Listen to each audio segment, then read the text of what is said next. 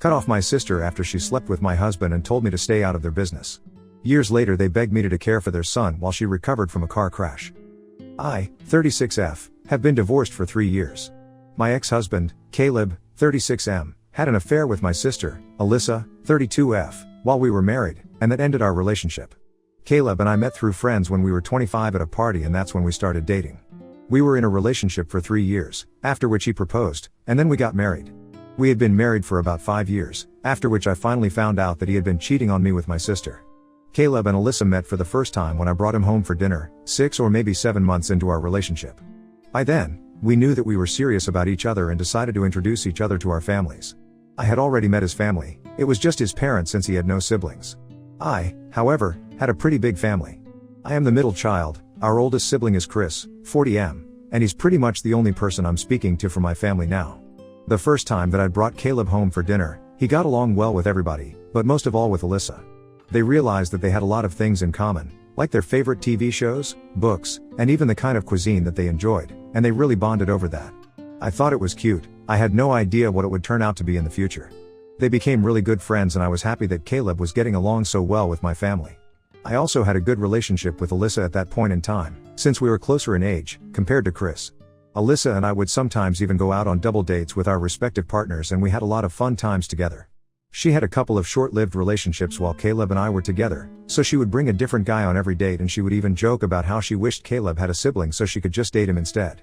She would occasionally make comments about how Caleb was the perfect guy and how lucky I was, but I always took them as compliments, never reading too much into it because I genuinely thought that she was just praising Caleb and I did not say anything wrong with it. I never thought that maybe she was hinting at something because that's how much I trusted and loved her, that it didn't even occur to me that maybe she had a thing for him.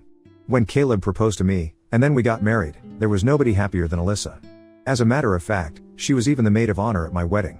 So you can imagine how hurt I was. After 5 years of being together, I discovered that the two of them had been sleeping together behind my back. Before you guys ask, there was nothing going on that could have made me suspicious about the two of them. I trusted Alyssa more than anything in the world and I also trusted Caleb in my head. They would never do anything to hurt me and I was sure of it. So, for 5 years, Caleb and I had a really smooth sailing relationship. There were a couple of minor hiccups here and there, like he wanted kids and I was not ready for it. He wanted me to spend less time at work, but that was not an option for me because I earned more than him, and the kind of lifestyle that we had, we needed my income to support ourselves financially. He thought I was too career-oriented and wanted me to be a little more laid back, and no matter how hard I tried, I could not explain it to him that we absolutely needed the money both of us were earning to have a stable lifestyle. For context, I am an investment banker and it's a really demanding job. He works in marketing, and he's good at his job, but he's not very dedicated to it, the way that I am. And I'm not complaining about it, I really love my job and it helps me fulfill my dreams, so why should I not work hard for it? And as for why I did not want kids, well, that's an easy answer. I was not mentally or emotionally ready to be a mother, and I would rather not do something at all than do a bad job of it. Especially when it comes to being a parent, I think if somebody is not ready to be a parent, there is no way that they should be pressured into or coerced into becoming one. I do not want to have kids and then regret my decision, and I had been very clear about it, right from the beginning of our relationship. But he had assumed that I would change my mind as we got married and time went on. I don't know why he thought that I would change my mind, since I had always said that I did not want kids.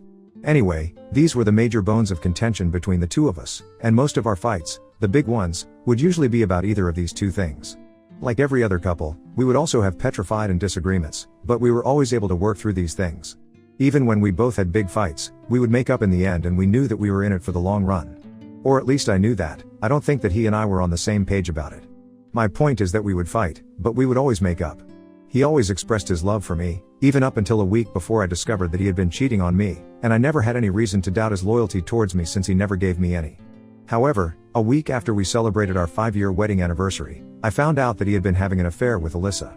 Even on the day of our anniversary, he was being all cute with me at the party, while we were guests, and acting like I was the only person he cared about.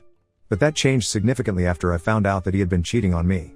A couple of days after we celebrated our anniversary, I was going through my wardrobe, looking for something, but I couldn't find it, so I decided to look in Caleb's wardrobe. I don't remember what exactly it is that I was looking for, but I remember that I had a work event a few days after that and there was a very specific blazer that I was searching for.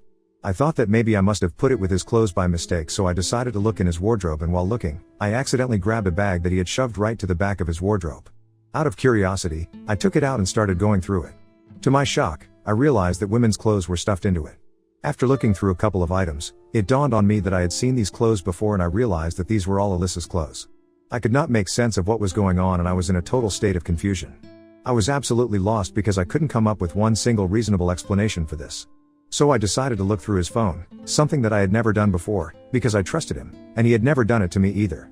We had never given each other any reason to do so, but at that moment, I felt like I had to do it because even if I did ask him about those clothes, he would have time to come up with an excuse and hide evidence and stuff like that. So I decided to just go for it.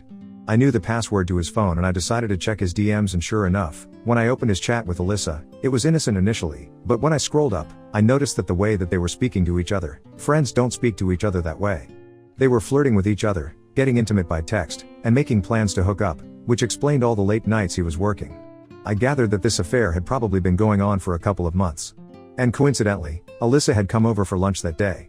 So the two of them were so lucky that I had them in the house at the same time, so I confronted them together. I showed them the text and the bag of clothes that I had found in his wardrobe and demanded an explanation. But instead of apologizing to me or even bothering to deny it, the two of them just said that this was none of my concern and that I had to stay out of their business. I was really taking a bath by that response because obviously, this was my business. If my husband was cheating on me with my sister, I think it qualifies as my business. I did not hold back and I started screaming at both of them that day, but instead of reacting to any of it, they just continued to pretend this was no big deal. Caleb even had the gall to tell me that since I was not giving him a child and neither did I bother to spend enough time with him, which was really hypocritical because neither was he willing to compromise on his lavish lifestyle, and I was the one who was supporting it. But anyway, that's the reason he told me that he had to look for other options and he had Alyssa get along really well. Alyssa said that I should actually be glad that he chose to keep it in the family instead of going elsewhere, since that would have been even more embarrassing for me. They told me that they were not going to stop, and as a matter of fact, now that I found out, they did not see any reason to hide it from me any longer. They had only been keeping this under wraps because they wanted to avoid the drama and they were just waiting for her promotion, so she could move away from here, and Caleb would then follow. But she was not against the idea of revealing everything now and then getting this over with. It was really nasty and I don't even know how I got through all of it. There was not much to say after I found out the truth, since they did not seem guilty about it, and I was not going to forgive him for it, that was for.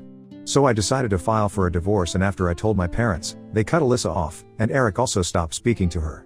Literally, nobody from our family had any ties with her after that, and they did not seem any worse off for it either. A couple of weeks after that, Alyssa moved away to Pennsylvania, which is a 9-hour drive away from here, and once our divorce came through, 3 months later, he also followed suit. He did not contest the divorce or my petition and left everything to me. I guess he must have surmised that now that he was with Alyssa, he would not have to worry about money. She had been promoted to a better position and that meant better pay, so he did not have to worry about losing out on my wealth and the settlement that he would get from the divorce. I guess he was just in a hurry to get it over with, so he did not put up much of a fight. And I'm glad about it because that allowed me to get it over with quickly. Since then, neither I nor anybody else from our family has had any contact with her. We don't know where she is, we don't know what she has been up to. We never bothered to find out. My friends who still follow her and are in touch with her, know better than to talk to me about it. So to sum it up, I have no idea what's going on in her life. It's been 3 years, but I'm still trying to recover from everything and they really messed me up for good. However, I was reminded of everything a couple of days ago, because Caleb got back in touch with me. He called me up from a number that I did not recognize, and unfortunately, I have had the same phone number for the past couple of years, and I didn't think much before answering that phone call. As soon as I picked up, I should have hung up, but curiosity got the better of me, and when I heard him speaking on the other end, I decided to hear him out at least. He sounded pretty desperate and upset and quickly explained to me that he was calling to ask for my help, which was really bold because for 3 years, we had not been in touch and we didn't exactly end on good terms. So the least he could have done was at least apologize to me, but he didn't do any of that and came straight to the point. He told me that Alyssa had been in a car accident a few weeks and couldn't move since she had fractured both her legs and her arms were all bruised up, a couple of months ago, and they had a 2-year-old son that needed to be taken care of. He told me that he had already tried to get his friends there to take over, but all of them were busy, and none of them were willing to take on such a huge responsibility. And he couldn't handle everything on his own, since he also had to go to work and try to earn more, now that Alyssa was going to be on bed rest for quite some time and couldn't go to work. They had to make sure that Alyssa was taken care of, and handling both a 2-year-old child and Alyssa, who was so severely injured, was not his cup of tea. They had thought about hiring a full-time nurse, but even that was out of their budget since the area that they lived in was quite expensive, so now they were relying on their family to help them out. They had already called my parents, but they said that they were too old now, or they would definitely have agreed to it. My in-laws were not an option anymore since my father-in-law had passed away just a year ago and my mother-in-law lives in Canada with her sister, so she won't be able to help even if she wants to. And they had also called Eric, but he had said that he wanted nothing to do with them anymore. And they did not trust anybody else enough to let them take over the duties of taking care of their son while they were indisposed, apart from me, since neither of them was particularly close with their extended family. So as a last resort, they were literally begging me to help them out. And after years of holding it in, I finally had my moment. After he was done telling me about all of this, I just told him that I couldn't help him because it was not my business, and then I hung up and blocked his number. I didn't even bother to get into the details of it and just left it at that. Eric thinks that I did the right thing, but unfortunately, my parents don't quite agree with it. They think that 3 years have passed and now, I should be over it. Especially since Alyssa is going through something so horrible, and I should be there for her. I don't even understand what they are going on about because they think that I am being stubborn by refusing to help them, and I think that they are being ridiculous by even expecting me to help them after what they did to me. I feel bad for the kid, I really do, but again, that's not my problem. They insist that I am being selfish and stubborn, and I should at least consider it before saying no. It has been a couple of days and my parents are really getting to me because now, I'm not sure if I did the right thing or not. I wouldn't have felt bad for them, but there is a child involved and that's why I'm rethinking my decision. Ida for refusing to help my sister and my ex-husband out with taking care of their son since he had cheated on me with her. Update 1. Hi, first off, thank you so much for all the comments on my post. Thank you for taking the time to say something, that was really nice of you guys. And now, coming to my decision. I'm not changing my mind, I'm still staying out of their business, as they had put it themselves. My parents can think whatever they want to about me, I really don't care. They don't have the right to decide if I should move on or not. I was the one who got hurt and so, I'm the only person who gets to decide how I feel about this. They don't get to dictate my feelings. I do, and I always will, feel bad about their son, but again, that's not my child, and not my problem. If they feel so sorry about this situation, they can take on the responsibility of taking care of their child themselves, instead of making up excuses about how old they are. They are just in their early 60s, they do everything that normal people do, and it's not like it's that big of a deal for them. If it's just a matter of a couple of months, I'm sure they can help out. But they don't want to do that, they just want to put it on me. When I communicated my decision to my parents and told them that I was not going to change my mind, they told me that they were cutting ties with me as well since I was really selfish and stubborn, and they couldn't believe that I was going to act this way, even though Alyssa was so severely injured. I don't know what's so hard to believe, they screwed me over once, and I'm not about to let them walk all over me a second time. It's as simple as that, I don't think I'm doing anything wrong. I haven't talked to Eric about it yet, but I know that he will be on my side, as he has been so far. He is a little busy with work right now since he has just signed a new project, and it's going to be a couple of days before I can find enough time to discuss this with him. But until then, I am quite comfortable with my decision. I don't know what's going to happen to Alyssa, Caleb, and their son, and I really hope that they do find a solution, for the sake of their child, but it's not my problem to worry about. Update 2. Hey, it has now been 1.5 weeks since Caleb tried to get back in touch with me. I blocked him back then, and so far, he has not been able to reach out to me again. But I have heard from Eric that they have been trying to get in touch with him relentlessly, and even Alyssa has been messaging him. But he has been ignoring all their messages and just leaves them to read. I spoke to Eric a couple of days ago and he told me that even he had decided that he was not going to keep in touch with our parents anymore since they were being really unreasonable and selfish. It's ironic since that's exactly what they had been accusing me of being. It serves them right, honestly, since now they are on their own and they don't even have Eric to call family. They still have a chance to make things right with their other daughter, Alyssa, but I don't think they are going to take up the responsibility of taking care of their son. It seems unlikely because my parents are the kind of people who say that they love their close ones, but won't go out of their way for anyone. I've seen that in them, with Eric's kids. I won't get into it much, but there was an incident a couple of years ago when Eric's elder son had fractured his wrist after a bad fall at the playground, and he must have been around 4 years old at the time. Eric's business was going through a slump back then, and he had requested our parents to lend him some money so he could get a physiotherapist to improve his son's movement in the wrist after the cast came off, but they flat out refused. Apparently, they had told him that they were getting old and they had to save for their retirement as well, so they couldn't just give out money like charity. Eric had been respectful of it and hadn't brought it up again because he did not want to come off as entitled, but I thought that it was kind of selfish of them. So it's not very surprising to me that they are still not helping out with their grandkids, it's just what I had expected. I just hope that they understand when Eric and Alyssa refuse to let them interact with their grandkids in the future, since they have never shown any interest in being helpful. If their kids are not entitled to any help from them, they should also extend the same quote to their kids, and not feel entitled to spend any time with their grandkids when they want to. But that's just my opinion. As much as I dislike Alyssa, I hope that things work out for all of them eventually. Update 3. So, this is going to be a pretty long update. Almost 2 months have passed since I received news of the accident that had taken place with Alyssa. I haven't heard from them directly, but I have kept in touch with Eric, and he is the one who is giving me all of this information. I told him that I would be fine with that if he kept in touch with Alyssa and responded to her messages, because honestly, I was not feeling too good about the situation. I don't like Alyssa, that's true. And I absolutely loathe Caleb, but at the same time, I am not heartless enough to wish anything bad to happen to them. I know that their 2-year-old son has had no part to play in all of the evil things that they have done in the past, and so, I told Eric to keep in touch with Alyssa and help her out if she needed it. They were bad people, but that doesn't necessarily mean that I have to stoop down to their level. I already got my revenge, I refused to help them, and that was it. But, families are complicated and I can't bring myself to wish bad things on anybody, no matter what they have done to me. That's just not my nature. I feel like I have to defend my decision since people can be judgmental sometimes, but anyway, I digress. Which is why I encouraged Eric to talk to them. So at least I would have the peace of mind of knowing that my nephew was doing fine. That's all that matters to me, to be honest. So 2 weeks ago, he finally got in touch with them and asked them how things were going there. And Alyssa told him that things were pretty bad. They were having to rely on a daycare to take care of their son. It was burning a hole into their pockets because the neighborhood that they lived in was pretty expensive and it was not an option for them to drive several hours away from where they lived, back and forth every day, since Caleb also had to go to work.